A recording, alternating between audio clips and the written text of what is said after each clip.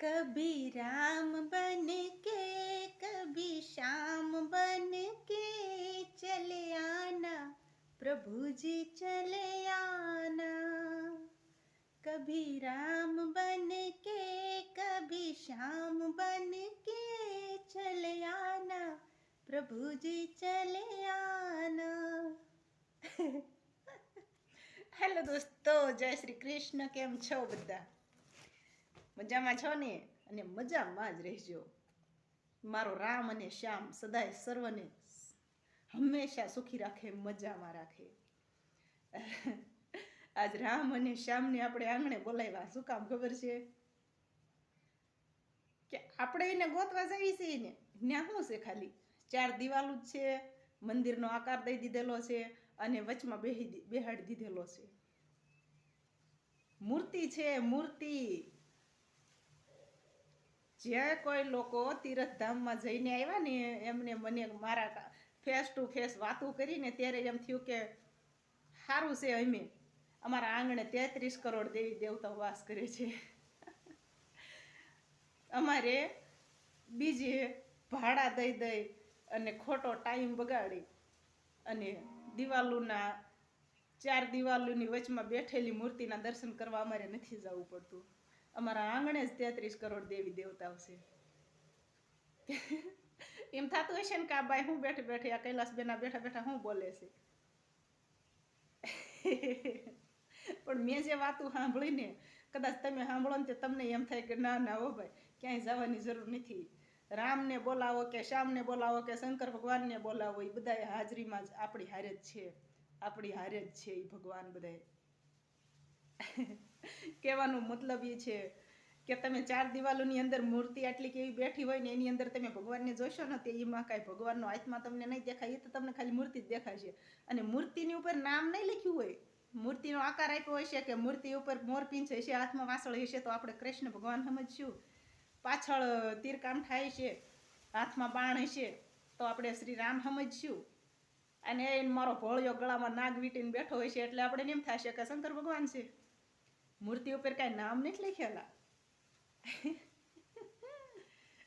તમને એમ થાય છે કે તમે ત્યાં જશો એટલે હું ભગવાન તમારી સામે વાસળી લઈને ઊભો રહીશે એમ.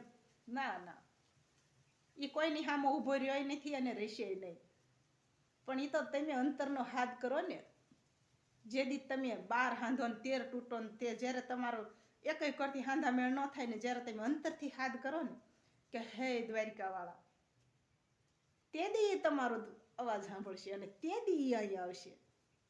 આપણે દોડી દોડીને જાય તો એ કાંઈ નવરો નથી આપણી હાટું.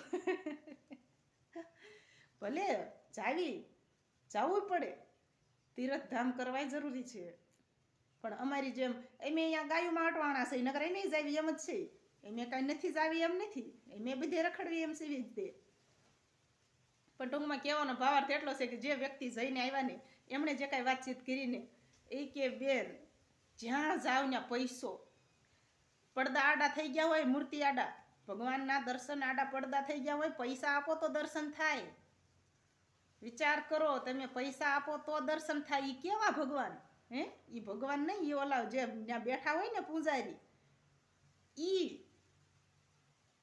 કોઈ ખોટું ન લગાડતા. ખોટું લગાડવાની એમાં એક આટલી વાત નથી.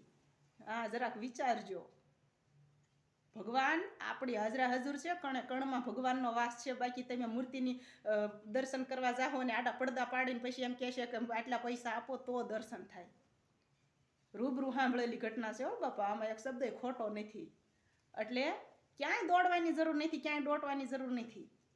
આપણી હાજરીમાં જ આપણો દીનો નાથ બેઠો છે. અત્યારે હું જો અહીં બેઠી છું ને તમારી સામે 25 ગાયોની સેવા કરીને બેઠી છું. આવે કે ન આવે દીનો નાથ? દ્વારિકાવાળો અહીં આવે કે ન આવે? કયો હાલો, ક્યાંય જવાની જરૂર છે? તો મારા વાલા બધા ખેતીવાડીવાળા માણસો અત્યારે આપણા ભારતમાં બહુ છે, તો ઘરો ઘર બહુ જ આજી બધી નહીં. હું નથી કહેતી કે મેં 24 ગાયો રાખી છે તમે 24 ગાયો રાખો એમ. એક ગાય તો આપણે સાચવી શકવી ને.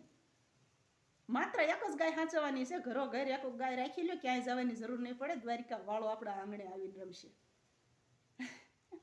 મારો કહેવાનો મતલબ તો તમે સમજી જ ગયા હશો. બગદાણા જેવું ધામ, સત્તાધાર જેવું ધામ, હે, ટુકડો ઘટતો નથી ક્યાંય.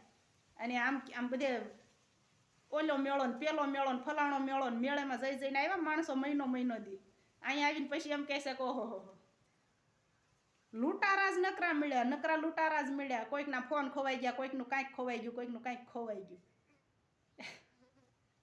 ક્યાંય ભગવાનને જ ગોતવા જવાની જરૂર નથી મારો બાપ. ક્યાંય નદીઓમાં નાવાની જરૂર નથી. અંદરનો આત્માને ચોખ્ખો કરી નાખો ને તો ઘરે જ ગંગા ને ઘરે જ જમના છે. સારું હાલો તે હવે બહુ બધી વાતો નથી કરવી. જય શ્રી કૃષ્ણ. હાવને મારો દ્વારિકા વાળો ખુશ રાખે. ખુશ રહેજો.